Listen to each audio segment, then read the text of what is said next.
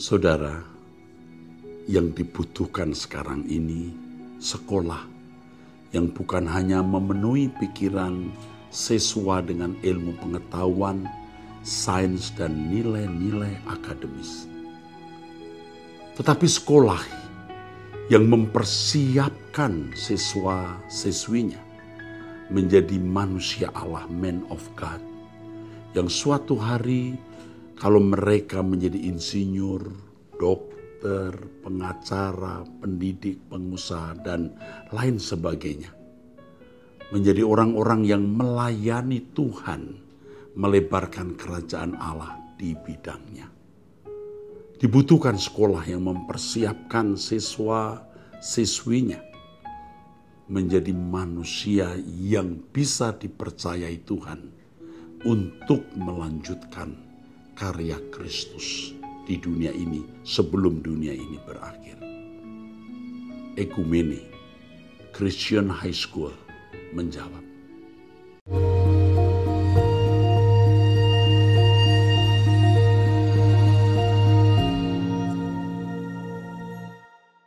Shalom saudara, kita kembali mengikuti Abam. Ini episode yang ke-609. 609.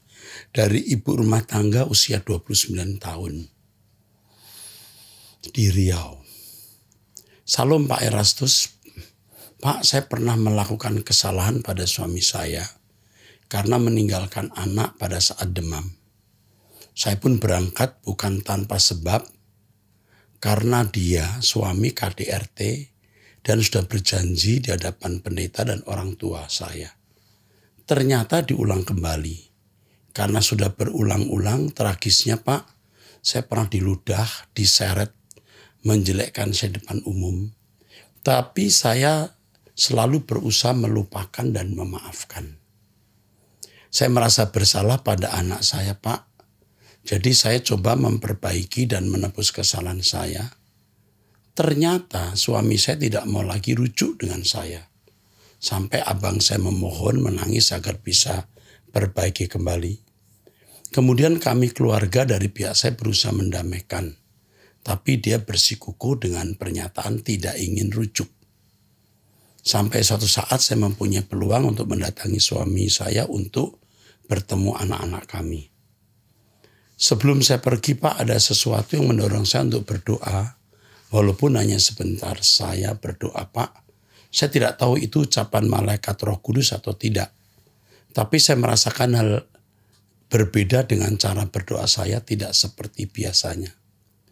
Saya menangis sejadi-jadinya, bibir saya bergetar, tangan saya menggenggam erat seolah disalurkan dengan kuat, dan saya mendapatkan kekuatan atas doa itu Pak. Dan merasa puas, lega, dan di sepanjang perjalanan menuju rumah, di bus air mata saya tak henti-hentinya menetes. Seperti ada sesuatu yang saya takutkan sudah terjadi Pak. Ternyata setelah saya sampai Pak, semua yang saya pikirkan benar adanya. Pada saat kami bertemu suami, dia langsung menceritakan bahwa dia tidak mencintai saya lagi Pak. Sudah melakukan perzinahan dengan anak gadis yang satu gereja dengan kami. Seorang guru agama juga. Dan saya merasa heran dengan diri saya Pak. Saya tidak pernah marah, saya hanya bilang ayo kita perbaiki dari nol. Ternyata dia tidak mau lagi Pak. Singkat cerita Pak, saya tidak satu rumah lagi dengan suami saya. Karena saya selalu disuruh untuk pulang ke rumah orang tua saya. Dan tidak menginginkan saya lagi. Dan anak-anak saya tidak diperbolehkan saya bawa. Katanya sudah hambar, tidak punya perasaan.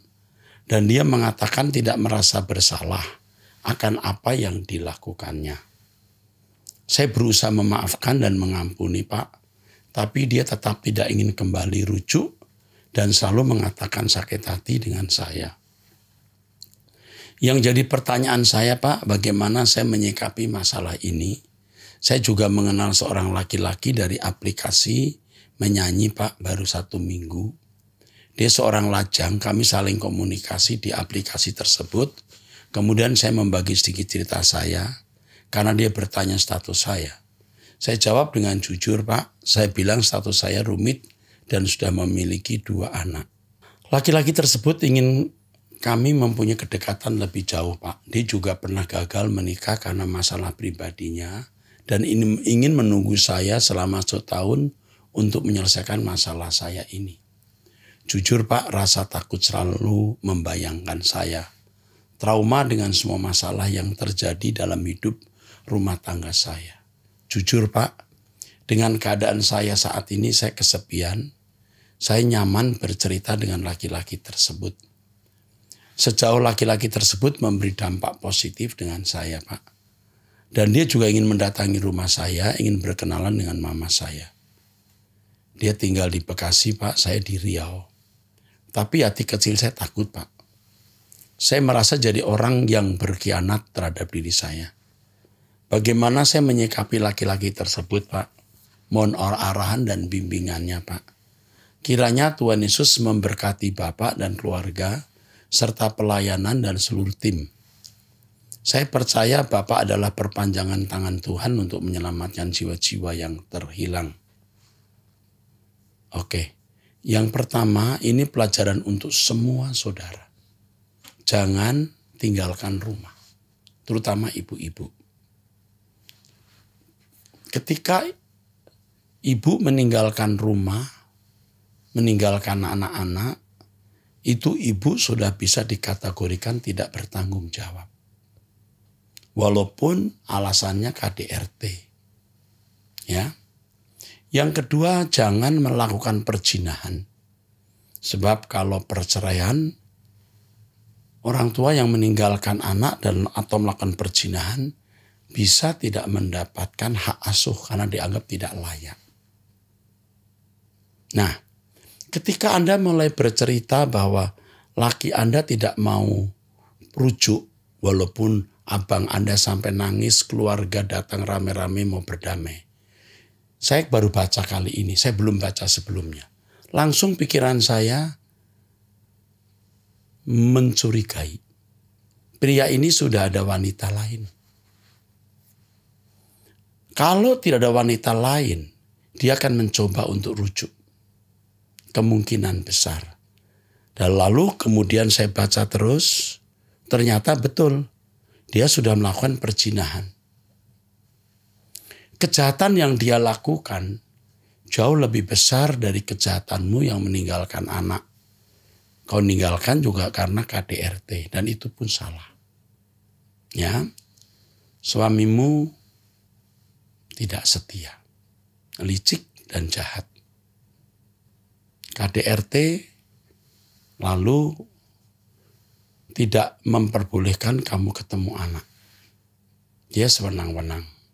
Tapi Tuhan itu adil. Tenang saja. Tuhan akan bertindak. Menasihati kamu atau terkait dengan teman priamu. 100% kamu harus putus hubungan dengan pria itu. Kamu tidak mengenal pria itu. Kamu hanya mengenal sebatas aplikasi, sebatas dari jauh. Kamu tidak kenal. Kamu mau melakukan kebodohan yang lebih parah kalau kamu meneruskan hubungan dengan pria ini. Kamu tidak tahu masalah kehidupan pria itu. Umurmu masih 29. Paling cepat 5 tahun kamu gantung. Kamu melihat apa yang akan terjadi pada suamimu.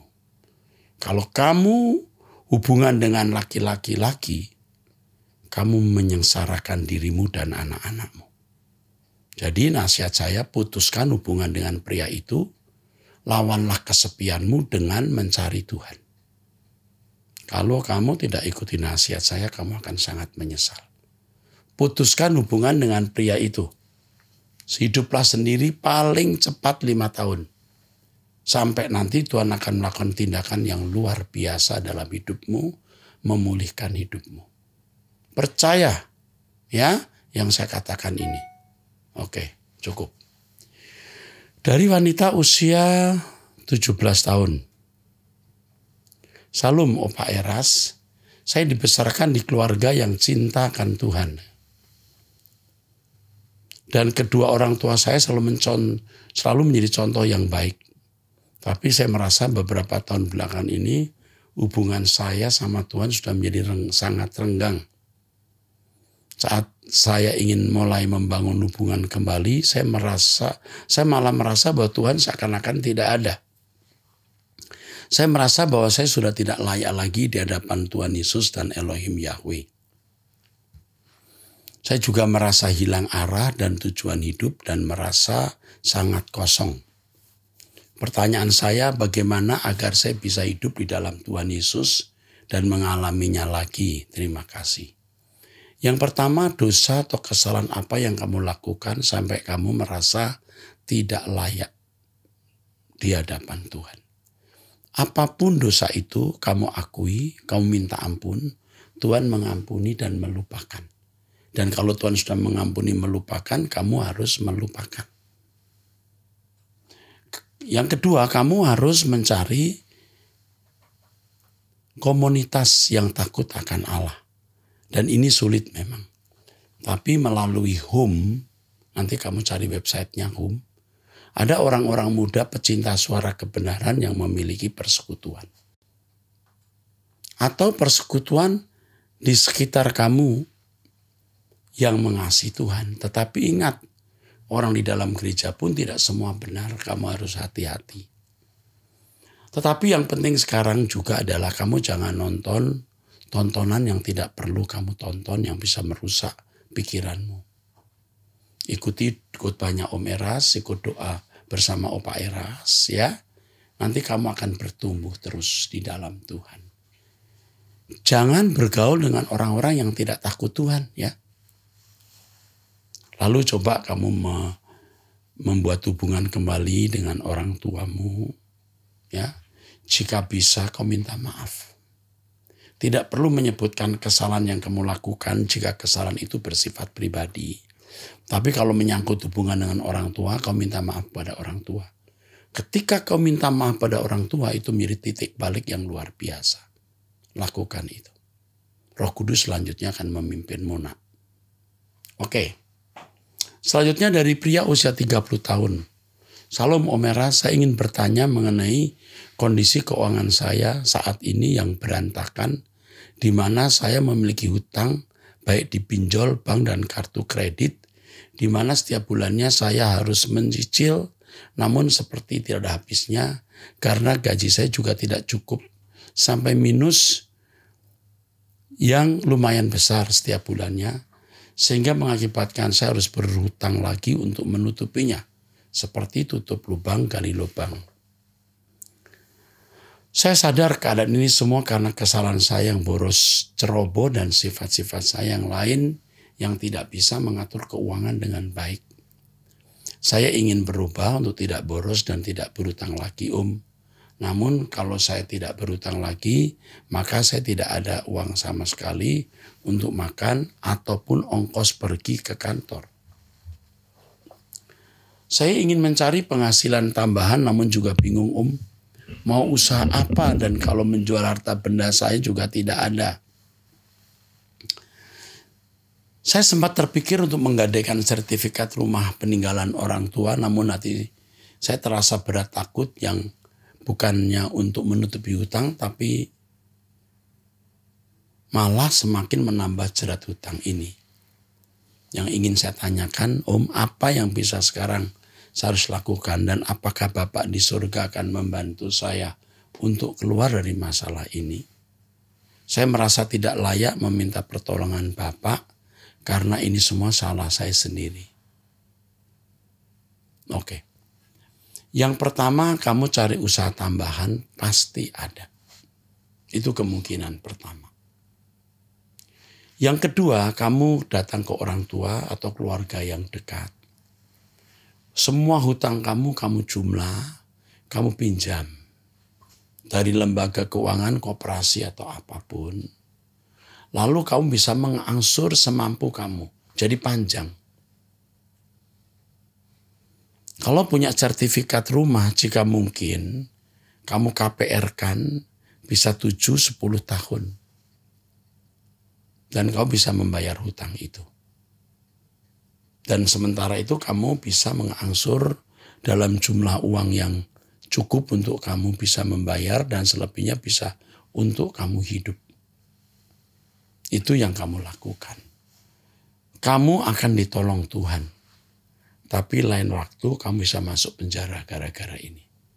Gara-gara kecerobohan ini kamu akan masuk penjara. Jadi kamu jangan ceroboh lagi. Ini yang dapat saya nasihatkan. Kapoklah dan jangan ulangi kesalahan yang sama. Oke. Yang terakhir mungkin ada lembaga keuangan bank atau perusahaan yang bisa membantu kamu. Kamu ceritakan kepada atasanmu atau kepada bank yang bisa menolong kamu dengan anggunan sertifikat rumah tadi misalnya. Dalam waktu panjang. Kalau sekarang kamu mesti membayar tiap bulan misalnya 10 dengan anggunan sertifikat rumah kamu bayar 3,5. Tapi dalam waktu 10-15 tahun enggak apa-apa. Asal kebayar. Dan kamu sementara itu mencari penghasilan tambahan. Tuhan tolong kamu. Tapi ingat ya, kapok benar. Oke. Dari wanita usia 21 tahun. Shalom Pak, izin bertanya. Saya mau tanya Pak, akhir-akhir ini pikiran saya selalu dihantui dengan rasa takut dan suara yang selalu saya dengar bahwa saya tidak layak bagi Tuhan. Seolah-olah membuat saya tidak bisa berdoa. Tapi saya dengar suara kebenaran dari Pak Eras memaksa diri saya nekat tetap berdoa. Padahal Pak, saya selalu ikut doa pagi dan semua program suara kebenaran lewat Truth ID. Dan saya juga ikut home Pak. Mohon penjelasan dan nasihatnya untuk saya. Ini namanya wanita ya. Bisa wanita, bisa pria ya. Begini nak, kamu orang yang akan jadi orang hebat suatu hari. Kamu akan jadi orang yang luar biasa. Dan iblis tahu, supaya kamu tidak menjadi luar biasa, tidak menjadi hebat di dalam Tuhan, maka kamu terus diintimidasi. Ini bagian dari intimidasi. Merasa tidak layak, dan lain sebagainya, perasaan negatif. Kamu harus melawannya dan kamu pasti menang. Salah satu caranya adalah kamu punya waktu teduh menyembah Tuhan. Ini waktu yang baik. Jangan membuang waktumu untuk hal yang mengakibatkan potensi rohanimu tumpul. Seperti nonton-nonton yang tidak perlu, bergaul dengan orang yang tidak takut Allah, mengerjakan sesuatu yang tidak membuat imanmu bertumbuh. Itu imanmu tumpul. Intimidasi akan makin kuat. Tapi kalau kamu berdoa, kamu ke gereja, intimidasi akan menjadi lemah. Dan kamu harus perangi itu. Tidak ada jalan mudah. Ingat, kamu ditarget oleh kuasa gelap. Karena kuasa gelap tahu orang model kamu dengan langkah-langkah yang kamu lakukan sejak umur 21 tahun ini, kamu jadi orang hebat. Perangi nak. Ikut Om Eras doa terus, kamu akan bisa melewatinya. Ingat, perangi. Kamu harus lawan itu. Tidak boleh diam. Oke, Tuhan memberkati. Dari wanita usia 24 tahun. Shalom Pak Eras. Aku bersyukur sekali bisa mendengar suara kebenaran lewat Truth ID. Aku ikut home dan aku selalu ikut doa pagi. Suara kebenaran, doa malam, dan ibadah raya yang diadakan lewat Truth ID. Walaupun aku ikut melalui live streaming, tapi sungguh aku sangat diberkati Pak.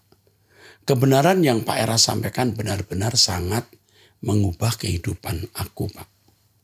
Walaupun masih ada kegagalan, itu tidak membuat aku, masih ada kegagalan, itu tidak membuat aku untuk tetap mau berjuang menyenangkan hati Tuhan. Ya, tidak menghalangi maksudnya. Bagus. Pak, aku merasa sekarang ini aku penuh dengan ketakutan. Mau jalan keluar rumah atau ibadah live streaming, aku sering mengalami ketakutan. Kecemasan yang berlebihan, seperti aku ditakuti mau mati begitu Pak.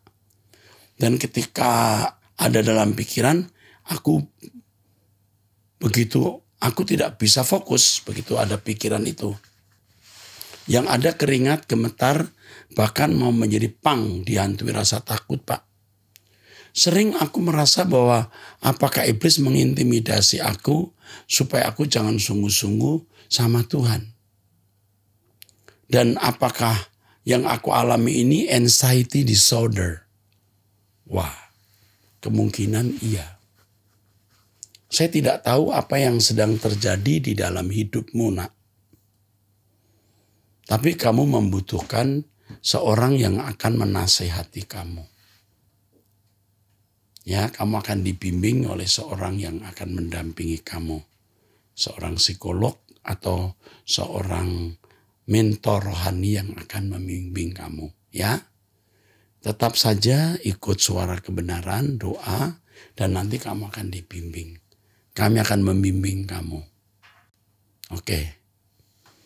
Berikutnya dari pria usia 54 tahun cerai. Saya sudah dicerai resmi oleh istri saya, Pak, di pengadilan negeri. Tapi kami masih berhubungan baik. Status saya dan mantan istri masih sendiri-sendiri atau belum menikah lagi. Apakah bila kami melakukan hubungan suami istri termasuk dosa berzina? Kalau berdosa, bagaimana dengan status tetap suami istri dalam iman sampai maut memisahkan? Tentu saja hal ini tidak patut kamu lakukan, karena kalau kamu sudah secara resmi bukan suami istri, secara hukum pun juga salah. Secara moral di mata umum juga salah. Tetapi apakah termasuk perzinahan? Nah, ini menjadi masalah. Bisa iya, tapi juga bisa tidak. Kalau kamu masih punya komitmen sebagai suami istri, walaupun hukum telah menceraikan kamu, tetapi di hadapan Tuhan bisa, di hadapan Tuhan kamu belum cerai. Pertanyaan saya, kenapa kamu tidak menikah lagi saja? Ya. Kamu sama-sama keras kepala, ya. Tapi juga tidak punya integritas. Kalau punya integritas baik, kamu tidak akan hubungan badan. Atau kamu kumpul lagi sebagai suami istri. Saya tidak tahu kamu punya anak tidak. Usiamu sudah 54 tahun. Bisa kok suami istri, maksud saya. Kalau jauh kumpul rukun, kalau dekat berkelahi terus. Anda tahu apa cirinya, apa ciri orang apa? Itu ciri orang tidak dewasa. Ciri orang yang tidak bisa melayani sesama. Jadi kumpul hanya untuk memuaskan libido atau seks. Dan itu tidak bertanggung jawab. Kalau saya menilai hubungan kamu, salah atau benar, salah. Tapi kemutlakan kembali saya bawa kepada Tuhan. Tetapi kalau saya memandang itu keliru. Ya. Karena di mata masyarakat, di mata umum itu sebuah pengkhianatan terhadap hukum. Oke, itu nasihat saya. Dan dengan usia 54 tahun Anda sudah tua, nyari apa kalau tidak bertobat, belajar mengerti orang lain, belajar mengampuni, memaafkan, menerima orang lain, nggak ada ruginya. Ya, lakukan itu. Kumpullah kembali dan belajarlah kebenaran firman melalui Truth ID supaya kalian bisa bertumbuh dewasa dan bisa saling melayani. Dari wanita usia 35 tahun sudah menikah, warga GSKI Gajah Mada. GSKI Rehoboth Gajah Mada. Pak, Bapak ada sebut kemarin ingin rencana ada ibadah raya di MAG jam 9. Lalu bagaimana dengan cabang-cabang, Pak? Kan Bapak suka khotbah pagi dulu antara jam 8 di Gajah Mada, Pluit, Kebun Jeruk. Nanti kalau semua di MAG dari jam 9, kita cabang bagaimana, Pak? Tidak kebagian, tolong dipikirkan ulang. Kami masih membutuhkan kehadiran Pak Eras di cabang Gajah Mada jam 8 seperti yang sudah-sudah. Saya mewakili jemaat Gajah Mada pasti membutuhkan dukungan Pak Eras. Kalau semua di MAG, kita yang jauh-jauh rumahnya nggak kebagian, Pak. Sudah diatur. Seperti biasa saya 2 kali sebulan di Gajah Mada, saya tetap akan penuhi. Ya, Tuhan memberkati. Sekarang kita melihat pertanyaan nomor berikut dari pria usia 49 tahun. Apa kelebihan Yesus dari nabi dan rasul? Apa alasan Yesus menjadi raja, segala raja di bumi maupun di surga? Saya mau tanya Bapak Pendeta Rasabdono tentang rumah di atas awan. Tapi sebelum itu saya melihat ada 3 salib dari atas dan warnanya. Kalau ketemu kasih, tahu pasal dan ayatnya, saya mau menanya kepada Bapak. Yesus itu lahir sampai umur 12 tahun ada tertulis. Lalu muncul di umur 30 tahun. Tapi yang menjadi pertanyaan saya itu kemana Yesus selama 18 tahun. Oke. Apa kelebihan Yesus? Yesus itu manusia yang tidak berdosa. Anak tunggal Allah artinya anak yang istimewa dari Allah. Sama seperti kita dalam segala hal disamakan. Ibrani 2 ayat 17. Tapi dia tidak berdosa sehingga dia bisa memikul dosa kita. Adapun usia 12 tahun sampai umur 30-18 tahun Yesus ada di Palestina. Alkitab memang tidak menjelaskan secara terperinci. Tapi kesimpulannya di Matius 3 ayat 17. Bapak berkata, ini anakku yang kukasihi, kepadanya aku berkenan. Artinya bahwa ternyata selama 18 tahun itu Yesus menunjukkan kehidupan yang berkenan kepada Allah. Dan itu memungkinkan dia tampil sebagai penyelamat atau mengerjakan pekerjaan seorang juru selamat. Itu saja. Ya, itu yang benar. Pokoknya ini paling benar. Cukup. Dari pria usia 54 tahun sudah cerai. Jika suami istri telah bercerai menurut hukum pengadilan negeri, hukum negara maksudnya, dan kedua belum pernah menikah lagi. Oh, ini sudah ya. Suatu ketika bertemu dan terjadi hubungan suami istri, apakah hubungan suami istri termasuk berzina? Bisa iya. Apa yang dimaksud suami istri dalam iman sampai maut memisahkan? Sampai mau memisahkan artinya ya keduanya menjadi suami istri sampai salah satu meninggal. Dalam pasangan yang sudah bercerai, kronologi saya dicerai istri saya, akui kesalahan besar dari diri saya. Walaupun sudah bercerai, mantan istri terbaik, berbesar hati, membantu saya dalam iman untuk tetap tenang. Istri saya membimbing saya untuk menerima kenyataan ini. Di awal cerai saya biasa saja, tapi setelah perceraian berjalan 10 bulan, saya seperti baru tersadar kalau saya telah kehilangan istri. Apakah ada kuasa kegelapan yang mengganggu saya? Iya, mengganggu Anda dan Anda jatuh. Anda melakukan kesalahan yang merusak hubungan Anda dengan istri dan merusak rumah tangga Anda. Saya lahir dari keluarga Kristen, sejak muda saya hanya mengandalkan diri sendiri. Mantan istri saya yang membimbing untuk dekat kepada Tuhan Yesus. Saya sampai depresi menyadari kehilangan istri. Dalam keadaan saya depresi, mantan istri tetap penuh kasih, menemani walaupun hanya lewat telepon. Sesekali kami jalan bareng. Mantan istri saya tidak ingin saya jatuh dalam dosa dan hidup tersesat. Atau Yesus Kristus menegur saya. Oke, ini tadi sudah saya jawab ya. Pertanyaannya rupanya sama. Jadi menikah lagi saja. Ya, usiamu 54 tahun, saya kira kau menikah lagi. Ini istri yang baik.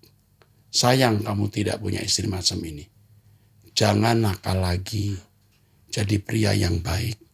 Karenanya ikuti terus khotbah di Truth ID dan doa pagi bersama kami. Jangan berbuat kesalahan, ya. Tuhan memberkati. Sampai jumpa.